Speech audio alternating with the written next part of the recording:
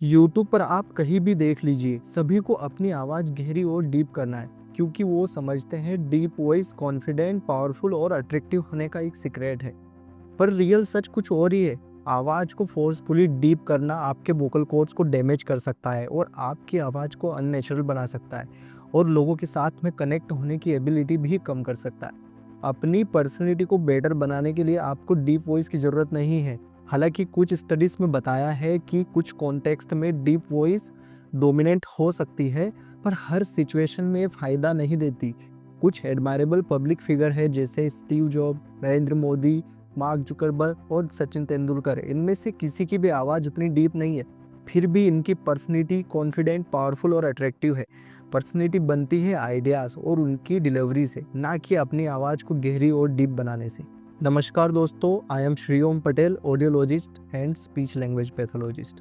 आज का वीडियो उन सभी के लिए है जो अपनी आवाज़ को डीप करने की कोशिश कर रहे हैं या सोचते हैं कि डीप वॉइस ही सब कुछ है।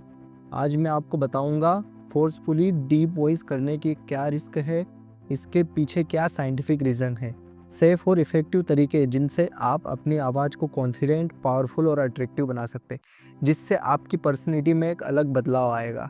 और लास्ट में कुछ ऐसी बातें बताने वाला हूँ जो आपकी लाइफ में एक अच्छा बदलाव ला सकती है। इसलिए वीडियो को एंड तक ज़रूर देखिए और स्किप मत कीजिए। आपको सालों से बोला जा रहा है कि अगर आपकी आवाज़ गहरी और डीप है तो आप कॉन्फिडेंट साउंड करोगे। और हाँ, कुछ लोगों की वॉइस नेचुरली डीप होती है, पर मेन प्रॉब्लम ये है कि आपकी नेचुरल आवाज़ की पिच है वो आपके वोकल कॉर्ड्स की लेंथ और थिकनेस से डिसाइड होती है। और अगर आपकी नेचुरल टोन से आप फोर्सफुली लोअर टोन में बात करोगे तो आपके वोकल कॉर्ड्स पे स्ट्रेस और डैमेज हो सकता है। इसको अच्छे से समझने के लिए एकदम सिंपल शॉर्ट में एनाटॉमी देखते हैं। वोकल कॉर्ड्स एकदम थिन लेयर के सॉफ्ट टिश्यू होते हैं। जब भी हम बोलते हैं तब ये आपस में टकराते हैं और वाइब्रेट करते हैं। और जब हम अननेचुरल तरीके से बोलते हैं लोअर पिच में, तब इन टिश्यूज़ पर ज़्यादा मैकेनिकल स्ट्रेस पड़ता है। और फॉर एग्जांपल, अगर आप गिटार की स्ट्रिंग्स को ज़्यादा टाइट या लूज़ कर दोगे तो वो ब्रेक हो जाएंगे या फिर गिटार आउट ऑफ ट्यून हो जाएगी। ऐसे ही हमारे वोकल कॉर्ड्स के साथ में होता है, जिनसे आप बोलते बोलते जल्दी थक जाओगे, आपकी वॉइस क्वालिटी ख़राब हो जाएगी, आवाज़ डीप तो नहीं होगी लेकिन पतली ज़रूर हो जाएगी और ऐसे लगेगा कि जैसे प्रेशर देकर बोल रहे हैं। बार बार मिसयूज़ करने से वोकल कॉर्ड्स पर नोड्यूल और स्वेलिंग भी हो सकती है। और जहां आपको लग रहा था कि आप डीप वॉइस करके अपना कॉन्फिडेंस बढ़ जाएगा, तो इससे वो ख़त्म ही हो जाएगा। ऐसा नहीं बोल रहा हूँ कि डीप वॉइस से कॉन्फिडेंस नहीं बढ़ता है, पर सिर्फ डीप वॉइस से बढ़ जाता है तो ये गलत है।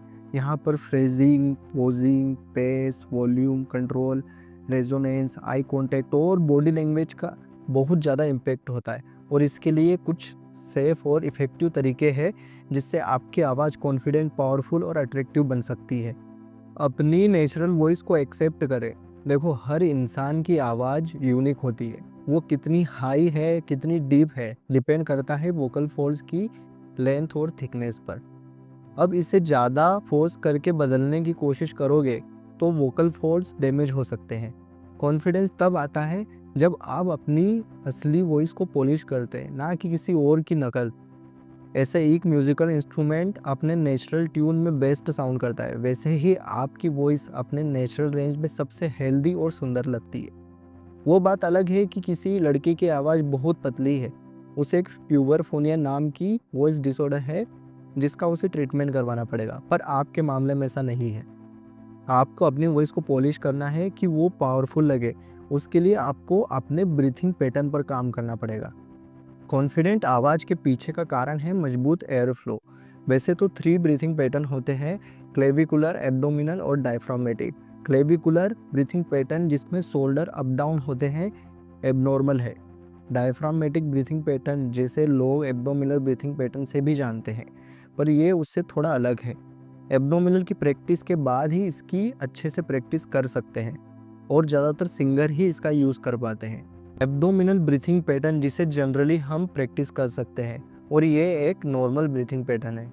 इसको मैं ज़्यादा डिटेल में नहीं बता रहा हूँ क्योंकि ऑलरेडी बहुत सारे वीडियोस में आपने देखा होगा। इसमें एक हाथ चेस्ट पर रखते हैं और एक हाथ एब्डोमेन पर और फिर गहरी सांस लेना और लेते समय ध्यान रखना है कि आपका एब्डोमेन बाहर की तरफ आए, चेस्ट और शोल्डर का मूवमेंट नहीं होना चाहिए।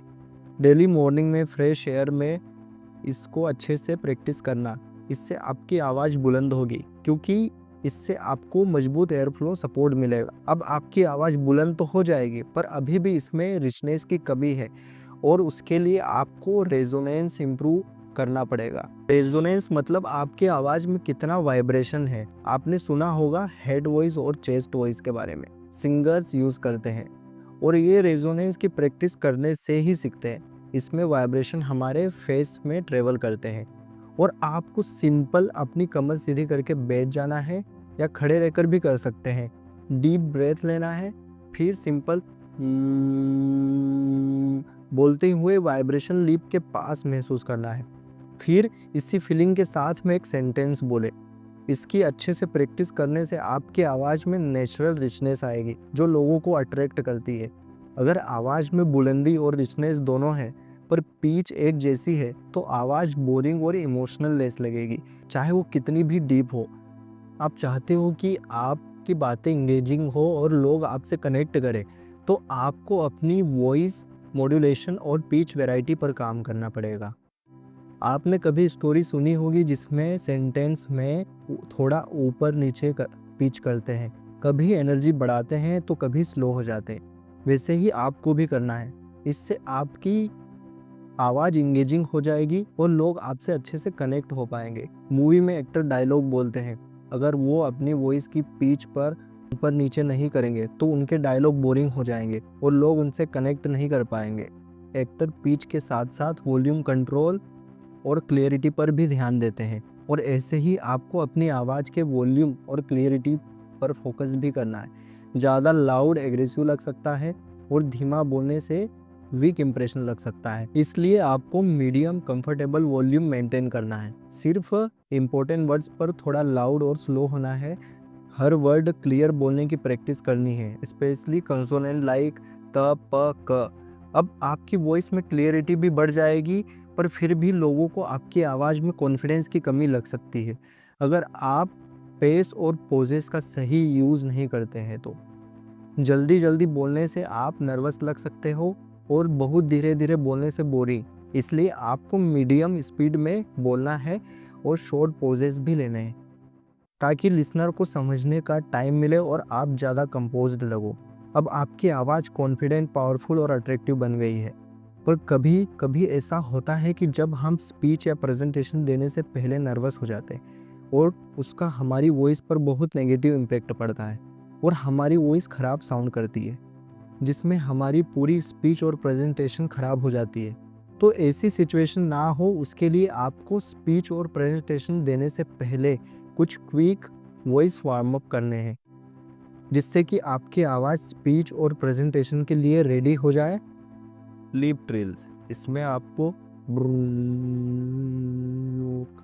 बोलना है 1 से 2 मिनट, जेंटली हमिंग करनी है लो से हाई पिच में 1 मिनट के लिए।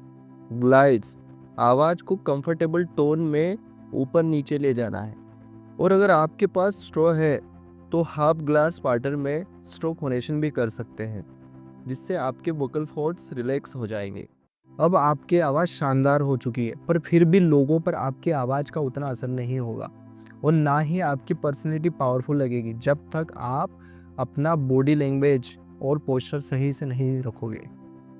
सीधा पोस्चर जिसमें शोल्डर रिलैक्स्ड और नेक स्ट्रेट रहती है आपको आवाज़ को ओपन और फुल बनाता है। आई कांटेक्ट के साथ में ओपन जेस्चर से आप ऑटोमेटिकली ज़्यादा कॉन्फिडेंट लगते हो। वॉइस और बॉडी को आपको एक टीम की तरह काम करवाना है, जिससे आपको आवाज़ नहीं बल्कि पूरी पर्सनैलिटी कॉन्फिडेंट, पावरफुल और अट्रैक्टिव बन जाएगी। सारी बातें हो गई आवाज़ को बेस्ट बनाने की, पर हमें हमारे गले का भी ध्यान रखना है। वैसे तो आपने बहुत सारे यूट्यूब वीडियोस में देख ही लिया होगा कि पानी ज़्यादा पीना है, गले को ड्राई करने वाली चीज़ें जैसे स्मोकिंग, अल्कोहल, कैफीन को लिमिट करना है, चिल्लाने या ज़्यादा विस्पर करने से बचना है, हर बार गले को बार बार साफ़ नहीं करना है। मैं बस लास्ट में इतना ही कहूँगा कि बहुत सारे यूट्यूब पर वीडियो है जो बोलते हैं कि लड़के हो तो आवाज़ डीप होनी चाहिए, डीप आवाज़ रहेगी तो इफ़ेक्टिव लगेगी, अट्रैक्टिव लगेगी और कॉन्फिडेंस आएगा। डीप वॉइस मस्कुलर और मेहंदी लोगों की पहचान है। कुछ बोलते हैं कि सनलाइट से विटामिन डी ले लो तो आवाज़ डीप हो जाएगी। और आप सभी जानते हैं कि सबकी आवाज़ यूनिक है, हमको क्यों किसी की आवाज़ को कॉपी करना है। हम तो हमारी आवाज़ और पर्सनैलिटी को बेहतरीन बनाना चाहते हैं। असली मज़ा आवाज़ को बदलने में नहीं, असली मज़ा वहाँ है जहाँ हम क्या बोल रहे हैं और कैसे बोल रहे हैं। अगर आपकी बात में दम है फिर आवाज़ मैटर नहीं करती है। इसलिए आवाज़ को डीप बनाने को छोड़ो, अपनी ओरल पर्सनैलिटी को बेस्ट बनाने पर काम करो। चलो आज के वीडियो में इतना ही। अगर आपको इस वीडियो से थोड़ा कुछ भी सीखने को मिला है तो इसे लाइक करें, शेयर करें और कमेंट में बताएं अगर आप मेरी बात से सहमत नहीं हैं। चैनल को सब्सक्राइब करें और वीडियो को लाइक करें for more speech and hearing insights.